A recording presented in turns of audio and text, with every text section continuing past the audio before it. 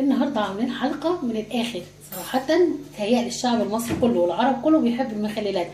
خليكم معايا لاخر الفيديو، صدقوني عمركم ما هتندموا ابدا. هعلمكم طريقه تخليل الجزر واللفت الجميل. خليكم معانا لاخر الحلقه، مش هتندموا ابدا. السلام عليكم ورحمه الله وبركاته. ازيكم يا بنات؟ ان شاء الله يا رب كده تكونوا في احسن حال. انا النهارده طبعا جايه لكم بحلقه مميزه جدا جدا، وهي المخللات. فالنهارده ناويين نعمل مع بعضينا مخلل الجزر واللفت. طبعا اليومين دول الموسم بتاع الجزر واللفت، فان شاء الله زي ما قلت لحضراتكم قبل كده مش هسيب موسم اي حاجه ان شاء الله في السوق الا بنعملها مع بعضينا. فانا هنا جايبه الجزر زي ما حضراتكم شايفينه، انا مقطعاه صوابع بنفس الطريقه دي، وحاطه له نص كوبايه خل، وحاطه معلقتين كبار من الملح، وسايباه بتنقع في حدود ساعه. عاوزه تكتري عن الساعه مفيش اي مانع. كده انا حابه ان هو ينزل الحلاه بتاعه في الخل والملح. وهنا انا جايبه اللفت بتاعي، شايفين شكله ازاي؟ انا بحب اللفت لما يكون اغلبيته باللون ده. يعني انت لو تلاحظ اللفت بتاعي كله لونه اللي هو اللون الجميل، اللي هو بيخلي اللفت بتاعي لونه بامبا كده وجميل جدا. فانا صراحه اشتريته بنفسي اللفت ده عشان اشوفه واتاكد من اللفت انا بحباه. انا هنا نظفت اللفت بتاعي وغسلته كويس جدا.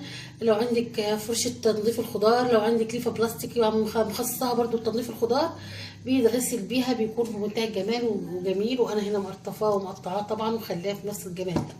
هنقطع اللفت ده بطريقه عشوائيه جدا جدا، بالطريقه اللي تحبيها، صوابع، قطع صغيره، قطع كبيره، زي ما انت تحبي. اما الفلفل الجميل ده انا هستعمله في تخليل الجزر. فهنبدا كده ونقول بسم الله الرحمن الرحيم، ونبدا باول حاجه هنقطع اللفت. شايفين كده؟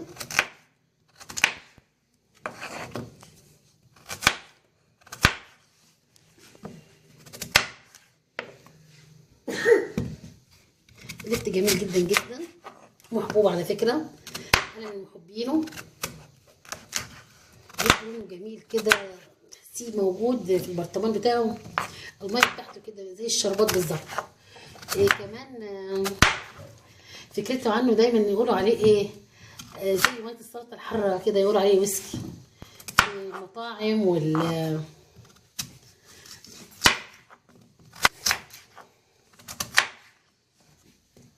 بيقولوا ليه عليه كده لان لونه جميل كده، وبيكون تحس اللفت كده يا جماعه الميه بتاعته زي الشربات، جميل جدا. انا عن نفسي بشربها والله احيانا، يعني تكون لونها بامبا كده وجميله، اللي تحس ليها طعم كده لاذع.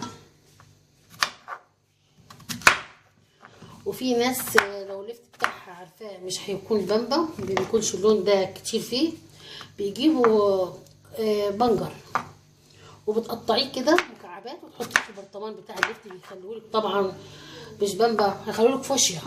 فعارفين طبعا البنجر بيعمل ايه.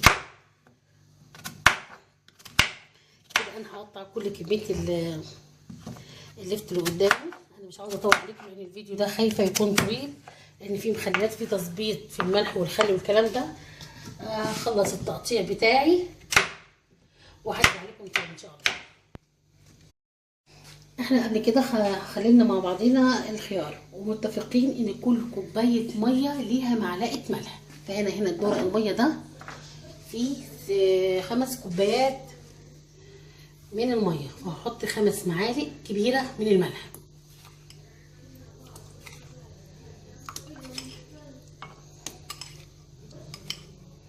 كده انا حطيت 5 معالق من الملح على 5 كوبايات من الميه، وهحط في حدود كوبايه خل. ده عشان خاطر الجزر يا جماعه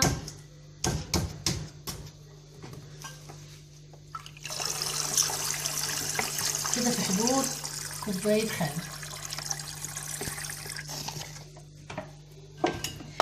هدوب كويس الملح، ودي الميه بالخل بالملح اللي انا هسقي بيها الجزر بتاعي.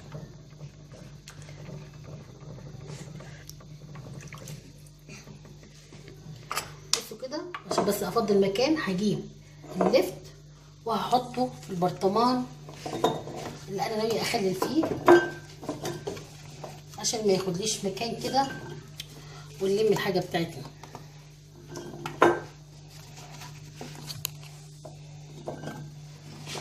اللفت تحسيه تخليله سهل جدا جدا، ما فيهوش اي افتكاسات خالص.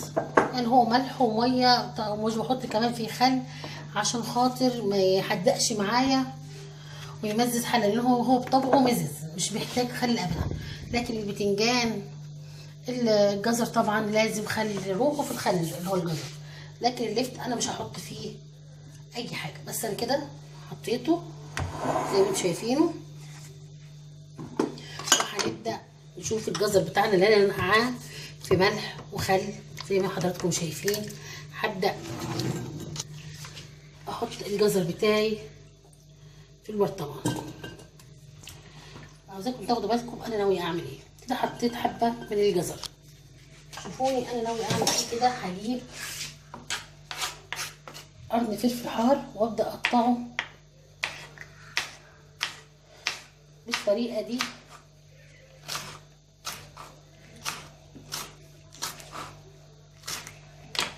واحطه كده، بصوا. وجايبه جزر مبشور وهبدا احط حبه كمان كده. وبعدين هجيب الجزر بتاعي. على فكره حابه اقول لكم حاجه على البرطمان. دايما في ناس بتعاني من خيين المخلل الجزر. انا هقول لك تعملي ايه. البرطمان ده تجيبيه وتحطيه في حله ميه مغليه وتسيبيه يغلي لمده 5 دقايق في الميه المغليه على النار. التعقيم ده هيخلي لك الجزر ما يخينش معاكي، يفضل جميل جدا. كده انا حطيت حبه جزر.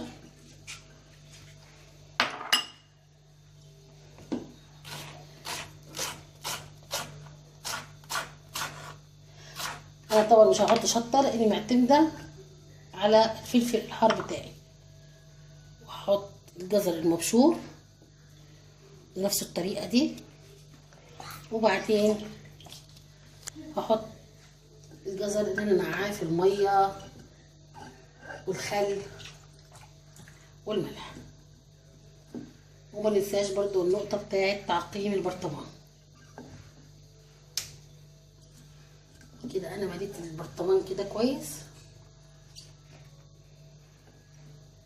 حابه اجيب فلفل برضو حار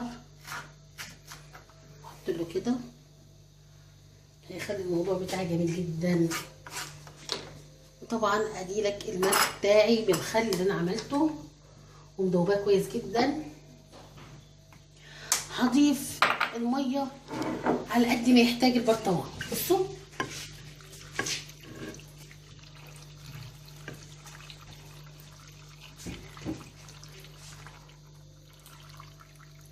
انا كده غطيت البرطمان بتاعي زي ما انتم شايفينه كده. بصوا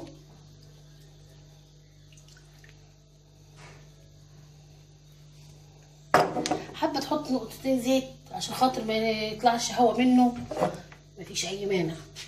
حباش تحط له زيت، هجيب كيس بلاستيك وهحطه كده وبعدين هقفل البرطمان كويس جدا.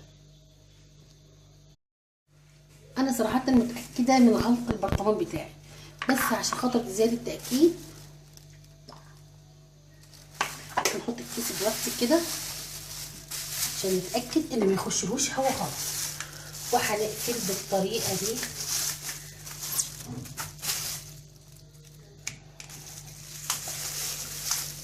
انا كده غلقته كويس جدا، شايفينه.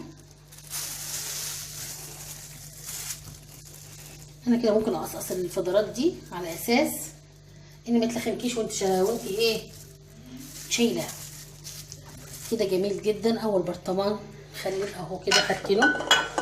وعلى فكره انا عندي هنا كمان برطمان تاني هبدا احط الجزر الموجود عندي. طبعا مش هرمي حاجه، اي حاجه موجوده عندي هتصرف. اي برطمان ده انا هعمله من غير فلفل حار خالص عشان طبعا الولاد.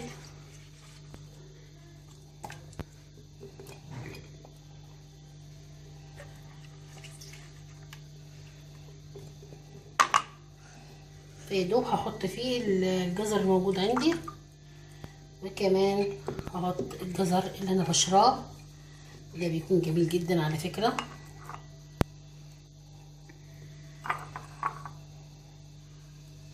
بنفس الطريقة دي برضو زي ما عملت في الاولاني، بنفس المية اللي انا قلت لكم عليها. كل كوباية مية ليها معلقة كبيرة من الملح.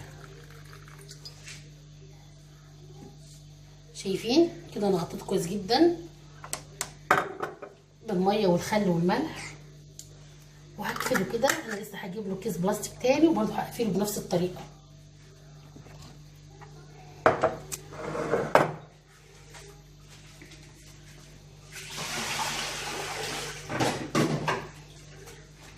هجيب ميه وهرجع لكم تاني. هنا حطيت في الاناء بتاعي 3 كوبايات من الميه، فهضيف 3 معالق من الملح.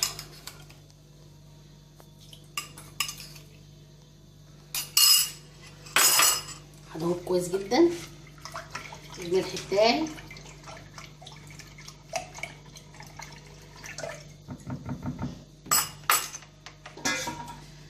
شايفين البرطمان الجميل ده؟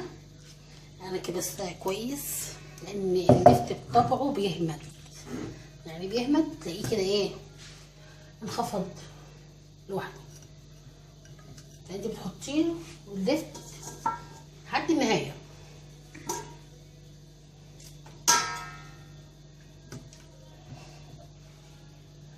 وهشربه ميه وملح بس، مش هحط له خل نهائي، لان قلت لكم اللفت بيكون مزز لوحده، فانت لو حطيت له هتلاقيه يخلل كده وهيكون مزز زياده عن اللزوم. انا غطيته لحد النهايه، مش محتاج ان انا احط له كاس بلاستيك او اي حاجه.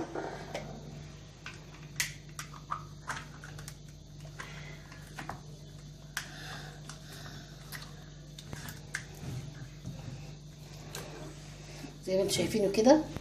نفسي اوريه لكم لما يستوي. ان شاء الله لو قدرت في اي حلقه اكون عامله اكله كده هوريكم البرطمان بتاعي شكله ايه لما الميه بتاعته تبقى زي الشربات ان شاء الله.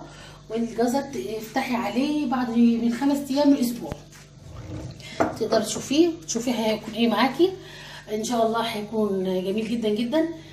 الجزر عاوزاكم تعملوه بنفس التكنيك وبنفس الطريقه اللي انا عملته، صدقوني مش هتندموا ابدا، هيكون جميل جدا جدا جدا. وعاوزاكم تكتبوا في الكومنتات ايه رايكم في طريقه التحليل بتاعتي. ان شاء الله اكون عند حسن ظنكم فيا، واسيبكم على خير. وما تنسوش تعملوا لي لايك وشير واشتراك في القناه. السلام عليكم ورحمه الله وبركاته.